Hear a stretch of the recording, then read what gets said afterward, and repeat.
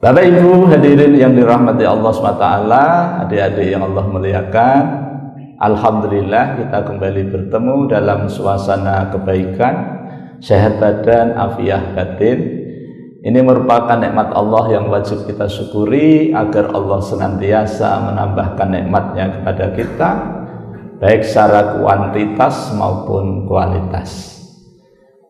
Mudah-mudahan juga kita tidak termasuk orang-orang yang kufur nikmat. Ketahuilah sesungguhnya azab Allah amat sangat pedih. La in syakartum la azidannakum wa la in kafartum inna azabi lasyadid. Bapak Ibu hadirin wal hadirat yang dirahmati Allah Subhanahu wa taala, adik-adik yang Allah muliakan. Pagi ini kita akan melanjutkan kajian kita ngaji bareng hadis Arba'in Imam Nawawi. Pagi ini kajian kita sampai pada nomor yang ke-15 ya. Hadis yang ke-15. Hadisnya pendek juga ya. Mudah untuk kita pahami, insya Allah kita mencoba untuk kita amalkan. Kita baca dulu, kita simak hadis nomor 15. Bismillahirrahmanirrahim. An Abi Hurairah radhiyallahu anhu qala anna Rasulullah sallallahu alaihi wasallam man kana yu'minu billahi wal yaumil akhir falyakul khairan aw liyasmut wa man kana yu'minu billahi wal yaumil akhir falyukrim jarrahu wa man kana yu'minu billahi wal yaumil akhir falyukrim dhaifahu. Rawahul Bukhari wa Muslim. Kita terjemahkan dulu. An Abi Hurairah, dari Abu Hurairah, nama aslinya Abdurrahman bin Sakhar Ad-Dausi. Semoga Allah meridhai beliau, berkata, anna Rasulullah sallallahu alaihi wasallam, bahwasanya sesungguhnya Rasulullah sallallahu alaihi wasallam bersabda, mangkana barang siapa yu'minu senantiasa beriman billahi kepada Allah wal yaumil akhiri dan hari akhir, fal yakul khairan, maka berkatalah dengan perkataan yang baik, atau liyasmut, kalau tidak bisa berkata dengan baik hendaknya diam. Wa man kana yu'minu billahi wal yaumil akhir, dan barang siapa yang beriman kepada Allah dan hari akhir, falyukrim jarrahu, maka muliakanlah tamu, muliakanlah tetangga, maksudnya gitu ya.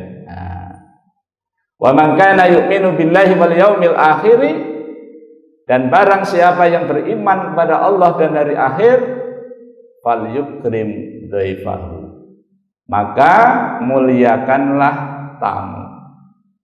Rawahul Bukhari, hadis sahih riwayat Imam Bukhari, wa Muslimun, dan Imam Muslim. Bapak Ibu hadirin yang dirahmati Allah SWT, adik-adik yang Allah muliakan, kalau kita lihat hadis ini ya, ini hadis dulu waktu kita sekolah di madrasah, ini guru hadisnya menyampaikan kepada kita ya, yang sekolah di madrasah dulu ya, ada 3 hal yang merupakan akhlak mulia manakala kita laksanakan sesuai dengan petunjuk Rasul ya. 3 akhlak ini adalah diikat dengan iman. Dari rukun iman yang 6 itu, maka diwakili dengan 2. Yang utama yaitu beriman kepada Allah dan hari akhir. Nah, karena hadisnya pernyataan, mangkana barang siapa, ini bukan pengumuman, tapi pengumuman untuk umum ya. Barang siapa yang beriman kepada Allah dan hari akhir. Ini siapa saja di antara kita, baik laki-laki maupun perempuan, remaja, dewasa, manula, siapa saja, ya, yang beriman kepada Allah dan hari akhir, falyakul khairan aw liyasmut. Hendaknya berkata dengan baik, kalau tidak bisa lebih baik diam. Ini akhlak yang luar biasa. Rasul meletakkan kalimat ini pada urutan yang pertama. Karena kebaikan seseorang itu dilihat dari tutur katanya. Dan sebelum kita mengeluarkan kalimat-kalimat, kita sudah berpikir terlebih dahulu. Di dalam hati kita sudah mempertimbangkan, kalau ini saya ucapkan, apa manfaatnya? Kalau ini tidak saya ucapkan, apa mudaratnya? Kalau ini saya ucapkan, membuat orang sakit atau sebaliknya? Kalau tidak kita ucapkan, situasi dan kondisinya mengalami perubahan atau tidak? Ini sudah dipikirkan. Makanya berpikir itu yang pertama. Setelah kita berpikir, baru kita ucapkan. Atau dengan kata lain, apa yang kita pikirkan akan kita ucapkan. Apa yang kita ucapkan akan kita lakukan. Apa yang kita lakukan akan menuai di masa yang akan datang. Tergantung apa yang kita pikirkan. Nabi ngasih tahu kepada kita, akhlak yang satu ini, akhlak bertutur kata, ini diikat dengan iman.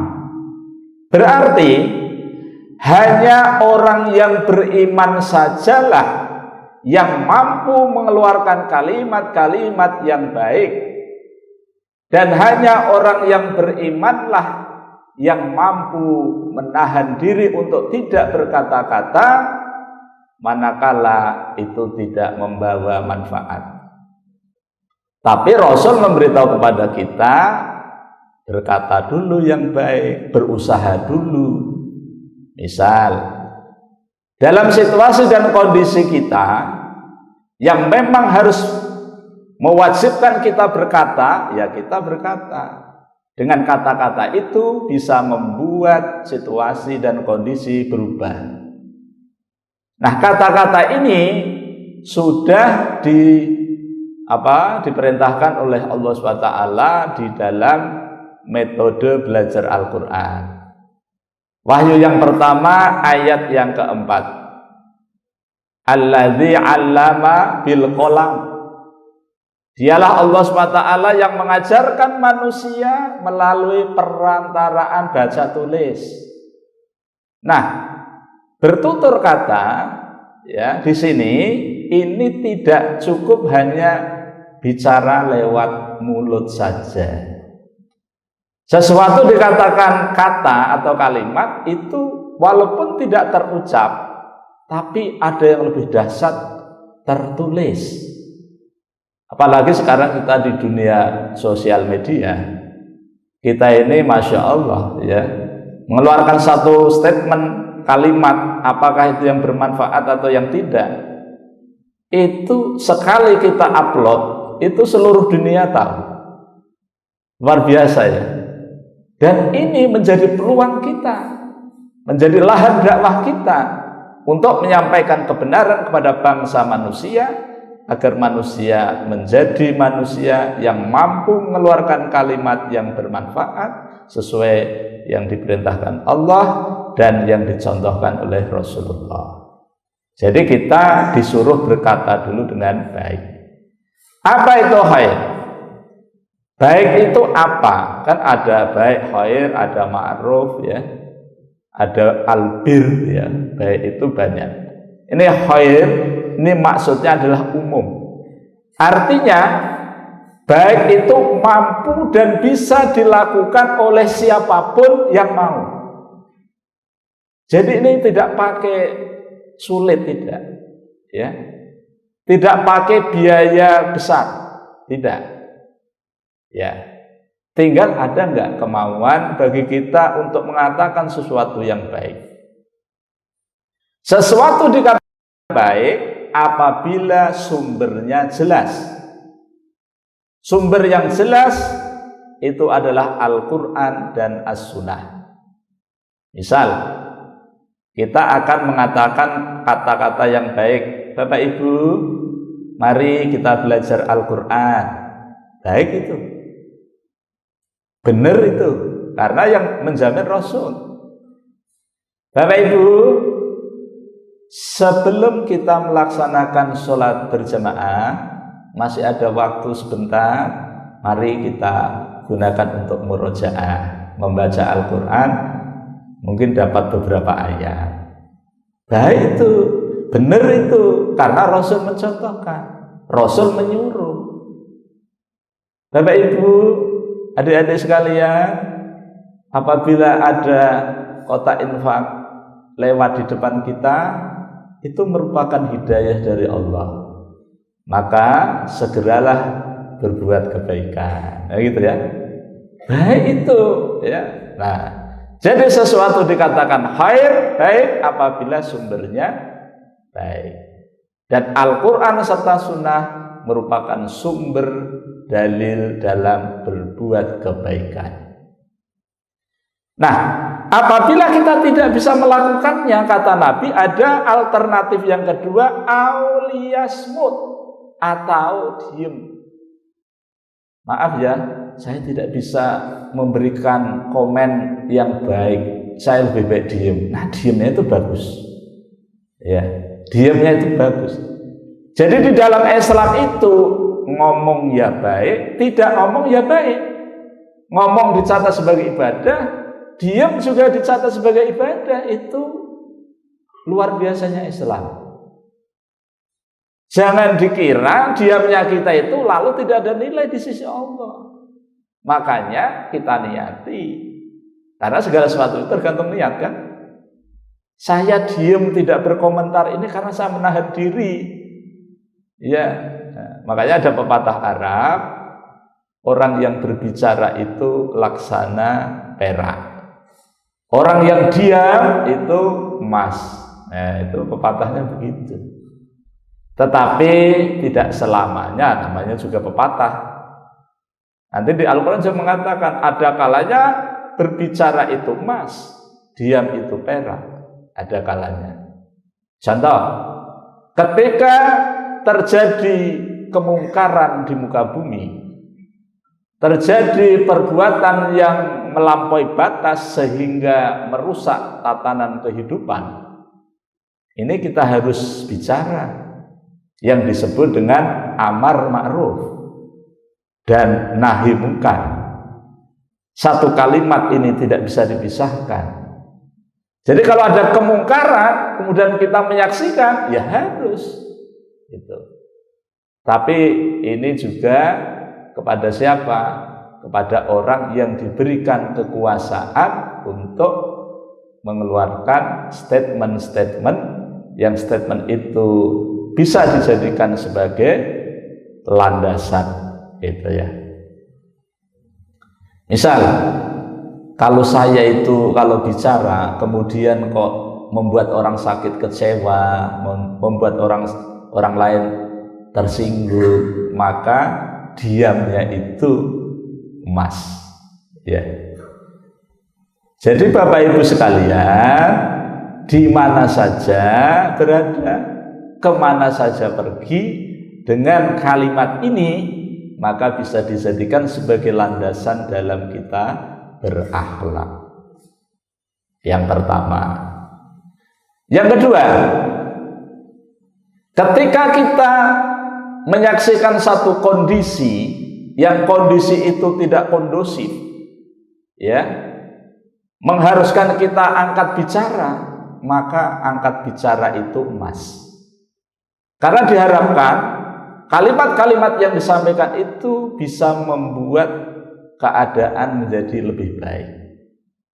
Nah, apabila diam, justru diamnya itu malah bermasalah. Kalau ada perilaku yang melanggar hukum, bagi orang yang punya ilmu hukum, maka harus angkat bicara. Al-Quran mengajarkan tentang kebenaran. Al-Quran melarang kepalsuan. Hal-hal yang palsu tidak dianjurkan di dalam Islam. Maka kalau di dalam masyarakat kita, di lingkungan kita terdapat sesuatu yang palsu, maka yang tahu aturan segera memberitahu dengan cara yang baik. Karena sesuatu yang palsu atau yang tidak asli itu akan berdampak buruk nanti, sekarang atau nanti, bahkan yang akan datang. Di dunia tidak ketahuan oleh bangsa manusia, tetapi di akhirat akan Allah paparkan pada suatu hari, ditampakkan rahasia-rahasia manusia. Yauma tublas sarair. Pada hari ditampakkan rahasia manusia. Bapak Ibu hadirin wal hadirat, adik-adik yang Allah muliakan. Kemudian yang selanjutnya, wa man kana yu'minu billahi wal yaumil akhir falyukrim jarrahu. Dan barang siapa yang beriman kepada Allah dan hari akhir, hendaknya memuliakan tetangganya gitu ya. Makanya sebelum kita itu menentukan membeli rumah, pertama yang ditanya adalah tetangga.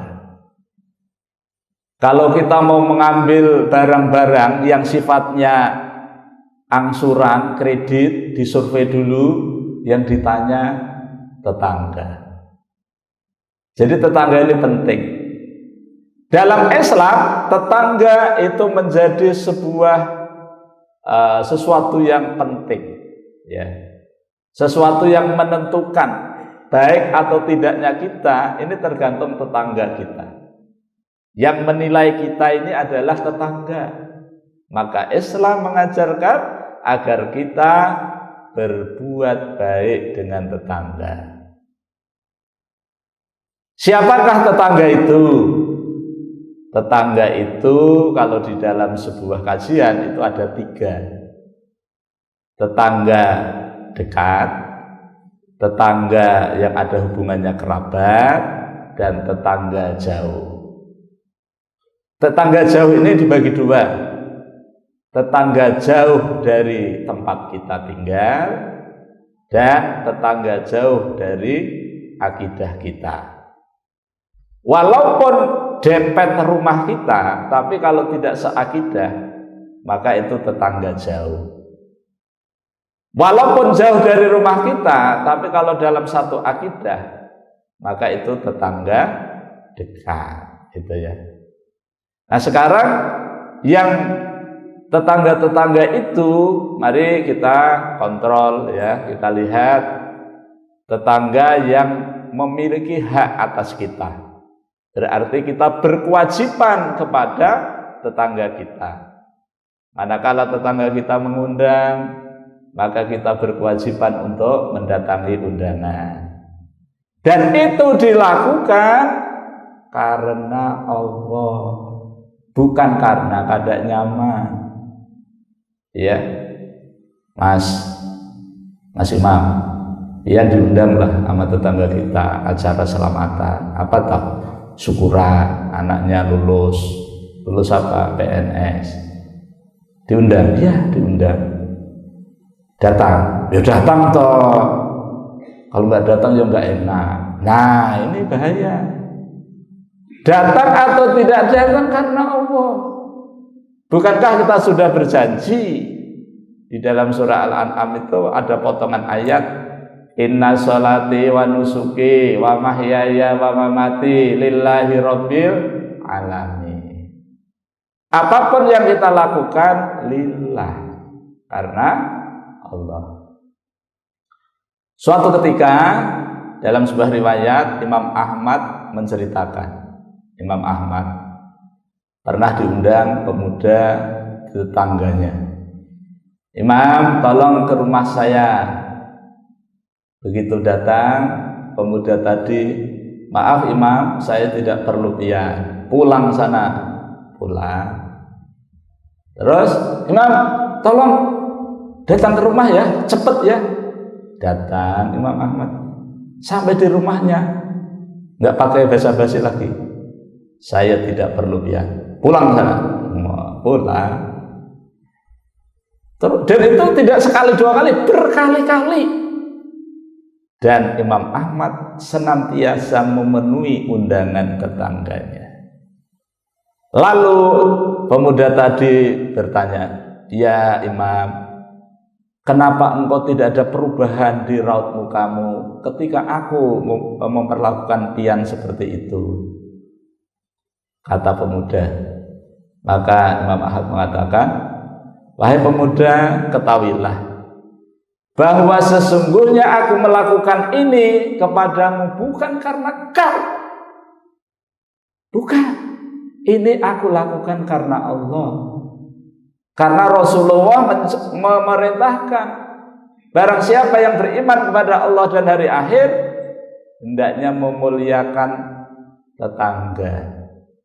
Kau adalah tetanggaku, walaupun kadang-kadang kau tetangga yang baik, kadang-kadang yang enggak baik. Sikapmu seperti itu terhadap aku, dan itu kalau diperlakukan kepada orang lain, itu sudah menunjukkan akhlak yang tidak baik. Tetapi Imam Ahmad mengatakan, ini aku lakukan karena Allah. Orang beramal, beribadah, kalau dilakukan karena Allah, tidak ada tendensi lain, maka nyaman. Mungkin Bapak Ibu bisa mempraktekkan. Antara yang kita lakukan karena selain Allah dengan sesuatu yang kita lakukan karena Allah, coba kita bandingkan gimana rasanya. Dan rata-rata survei membuktikan, ya survei, padahal enggak survei, ini cuma teori aja. Survei membuktikan rata-rata orang melakukan kebaikan, kelihatan dari wajahnya itu, maksudnya dari mukanya, itu ibadah, ternyata enggak ada nilainya di sisi Allah. Kenapa? Karena dia melakukannya tidak semata-mata karena Allah. Iya, itu. Ini kira-kira mungkin menimpa juga ya virus ini kan. Tapi Imam Ahmad beda. Imam Ahmad melakukannya karena Allah, makanya jadi ibadah. Coba kalau kita itu melakukan karena selain Allah, yang jelas akan kecewa. Karena kita berharap kepada selain Allah. Makanya rugi besar orang yang melakukan amal sepertinya punya tabungan kebaikan, ketika diklaim di akhirat kosong pelompong, orang apa-apanya. Kenapa? Karena harapannya selain kepada Allah juga berharap kepada manusia. Memang ya, kalau kita berbuat kemudian perbuatan kita itu baik, dilihat orang, itu kita kok merasa tersanjung gitu ya. Padahal nggak disanjung, sudah merasa tersanjung. Makanya Islam mengajarkan kepada kita, prakteknya perlu latihan. Teorinya gampang, ya kan? Sudah diumumkan. Kemudian yang selanjutnya, kenapa kita harus memuliakan tetangga? Ya, suatu ketika ada seorang ibu, seorang wanita ahli ibadah, ya ahli ibadah, malamnya tahajud sepanjang malam, siangnya puasa sunat itu. Tapi terhadap tetangganya tidak baik, dilaporkan kepada Nabi. Maka kata Nabi, tidak ada kebaikan baginya, dia ahli neraka. Nah, padahal sepanjang malam dipakai tahajud, sepanjang hari dipakai puasa sunat, tapi tidak baik terhadap tetangganya, bisa berakibat rusaknya amal kita. Masya Allah. Wah, kalau begitu kita hidup sendiri saja, nggak usah punya tetangga. Jangan juga. Ya kan? Justru kita itu harus banyak tetangga supaya banyak kebaikan yang kita terima. Ya kan gitu. Jadi itu tetangga ada dekat, ada tetangga jauh. Ada yang mengatakan tetangga itu ke kanan ke kiri 40 kakak gitu ya, ke depan ke belakang seperti itu walaupun itu dhaif. Tetapi yang jelas ada istilah tetangga satu RT, satu RW, satu kelurahan, satu kecamatan, tetangga satu kabupaten. Tapi yang dimaksud di sini adalah tetangga satu kampung, di kampung itu. Nah, kalau Masjid Hajah Nuriyah tetangganya ya rumah-rumah di sekitar ini. Jadi pengurus masjid harus berbuat baik kepada tetangga. Dikontrol. Siapa di antara Bapak Ibu yang belum bisa baca Quran, kami undang, kami siapkan setiap hari ini ada belajar Quran. Nah, itu bagian dari tanggung jawab kita sebagai tetangga yang baik, ya kan? Lawang saking pentingnya tetangga itu, Nabi itu sampai mengatakan layuk minu 3 kali. Sahabat ya heran toh. Ya Rasul, siapa yang dimaksud itu? Ya, kata Nabi, dia adalah orang yang tidak baik terhadap tetangganya. Penting sekali ya. Nah, tetangga itu ada tetangga yang satu agama, kemudian juga ada hubungan kerabat ya. Maka itu yang menjadi prioritas ya. Mereka itulah yang harus kita perhatikan. Tapi ada tetangga yang satu agama tetapi tidak ada hubungan kerabat. Gitu ya. Nah, kita itu nanti kalau untuk menentukan urutan-urutannya itu Bapak Ibu bisa buka surah An-Nisa. Ya, surah An-Nisa itu nanti dibuka, di situ akan ada apa? Ayat gitu ya, ayat 36 lah. Nanti dibuka. Diawali dengan wa'budullaha wa la tusyriku bihi syai'a wa bil walidaini ihsana wa bidzil qurba wal yatama wal masakin bla bla bla. Oh, itu enggak apa ya. Buka aja insyaallah betul ya. Itu adalah urutan-urutan kepada siapakah yang harus kita berbuat baik. Urutannya pertama ini, kedua ini, ketiga. Nah, apabila kita ingin bersedekah kepada tetangga kita, maka lihatlah, oh ini pertama adalah hak tetangga, hak kerabat, hak sesama muslim. Itu yang diutamakan. Setelah itu baru ke tetangga yang jauh. Maka ini karena diikat dengan iman, apabila kita tidak melakukannya, berarti dipertanyakan iman kita. Bapak Ibu yang dirahmati Allah, adik-adik yang Allah muliakan. Kemudian yang selanjutnya, wa man kana yu'minu billahi wal yaumil akhiri falyukrim dhaifahu. Dan barang siapa yang beriman pada Allah dan hari akhir, hendaknya memuliakan tamu. Siapakah yang dimaksud tamu itu? Nah, nanti Bapak Ibu bisa buka di Kamus Besar Bahasa Indonesia. Apa yang dimaksud tamu? Ya, tamu itu adalah orang yang datang kepada kita tanpa diundang. Itu tamu. Kalau mereka datang atas undangan kita, tamu juga. Namanya tamu undangan. Wah, ada tamu nggak diundang ngambilin barang-barang kita di rumah, nggak diundang. Oh, itu namanya memang benar tamu nggak diundang dan nggak kita harapkan. Itu. Tapi yang dimaksud tamu di sini adalah orang yang datang kepada kita, kita tidak kenal, kita tidak tahu dari mana, tujuannya apa, ditanya. Mungkin orang musafir kemalaman, tidak punya uang, mau nginep di hotel, ya kan, datang ke kita. Dan tamu itu tidak harus ditanya agamamu apa, nggak harus gitu. Pokoknya selama bentuknya manusia datang kepada kita, maka itu tamu kita.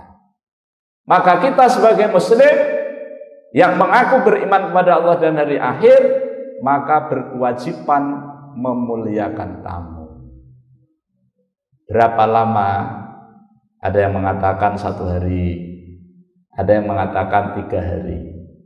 Tapi yang 3 hari itu, ya, servis yang kita berikan kepada tamu kita, yang pertama harus lebih baik menunya dibandingkan yang kita makan sehari-hari.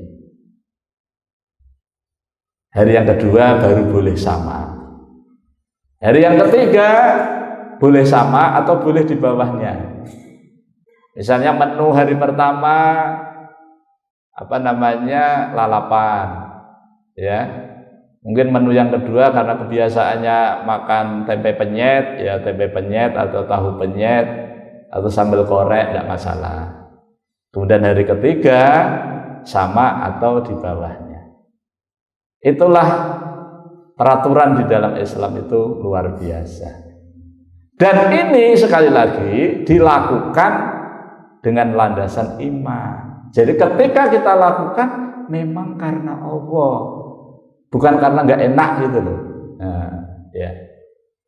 Tapi kadang-kadang di dalam mempraktekannya itu berbeda. Prakteknya gitu. Makanya hadisnya itu diawali dari berkata yang baik, latihan memuliakan tetangga, kemudian baru memuliakan tamu. Orang yang beriman kepada Allah itu insya Allah akan mampu mengeluarkan kalimat yang baik. Orang yang beriman kepada Allah akan memuliakan tetangga sesuai dengan kesanggupan kita. Orang yang beriman kepada Allah akan berusaha memuliakan tamu sebagaimana yang Rasul contohkan. Mungkin nanti Bapak Ibu kalau mau melihat bagaimana cara Ibrahim memuliakan tamu, buka di surah Al-Dzariyat. Ya pokoknya mulai ayat 30 sampai ketemu lah. Ya. Dalam tema kisah Nabi Ibrahim menerima tamu. Ya. Enggak ditanya-tanya Ibrahim pian dari mana, tujuan pian apa. Pokoknya begitu ada orang datang langsung silakan masuk Tuan, duduk. Kemudian saya tinggal sebentar ke kandang. Menyembelih apa? Bukan menyembelih marmut, relu, ayam, enggak. Ke kandang ngambil sapi yang paling gemuk. Sembelih. Ibrahim sendiri yang menyembelih, Ibrahim sendiri yang menguliti, Ibrahim sendiri yang memasak, dan Ibrahim sendiri yang menyajikan. Begitu disajikan, tidak mau. Ibrahim dia takut. Loh, kok nggak mau, gimana ini? Takut Ibrahim. Ternyata malaikat mengatakan, Tuhan nggak usah khawatir, saya adalah utusan Allah. Maksud saya agar Bapak Ibu bisa membuka ya di surah itu bagaimana sikap Ibrahim terhadap tamunya. Begitu juga kalau kita ada tamu, maka kita perlakukan tamu kita itu dengan baik sesuai dengan ajaran Allah dan contoh dari Nabi kita Muhammad Sallallahu Alaihi Wasallam. Semoga Allah Subhanahu Wa Taala senantiasa merahmati dan meridhai kita semua. Ulun mohon maaf, pasti banyak kelirunya, banyak salahnya dalam mendampingi kajian pagi ini. Kita tutup bersama-sama dengan baca hamdalah dan doa kafaratul majlis. Alhamdulillahirabbil alamin. Subhanakallahumma wa bihamdika asyhadu an la ilaha illa anta astaghfiruka wa atubu ilaik. Wal 'afwu minkum. Wassalamualaikum warahmatullahi wabarakatuh.